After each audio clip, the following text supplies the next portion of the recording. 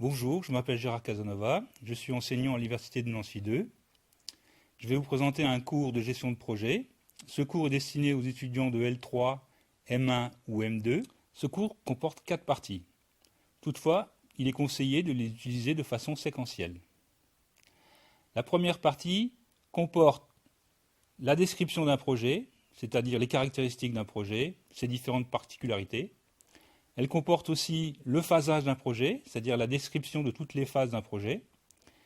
Et elle comporte aussi les actions que l'on doit effectuer dans chacune des phases du projet. La deuxième partie concerne essentiellement la planification. Elle va vous apprendre à utiliser ce qu'on appelle un réseau PERT, à le mettre en œuvre. Et à partir du réseau PERT, vous aurez à établir ce qu'on appelle le diagramme de Gantt, c'est l'équivalent d'un planning. Vous aurez aussi à utiliser et à mettre en œuvre ce qu'on appelle le lissage des ressources dans le cadre de la fabrication de ce planning. Voilà, je vous souhaite bon courage pour l'utilisation de ce cours. Bonjour, je m'appelle Denis Abécassis et j'assure le cours de gestion de projet à l'Université Paris-Ouest Nanterre-La Défense. Donc la troisième partie est consacrée au financement de projet, c'est-à-dire tout d'abord au choix entre différents projets. L'entreprise choisira d'investir plutôt dans un projet ou plutôt dans un autre. Mais surtout, cette partie est consacrée à l'analyse financière et à l'analyse économique du projet.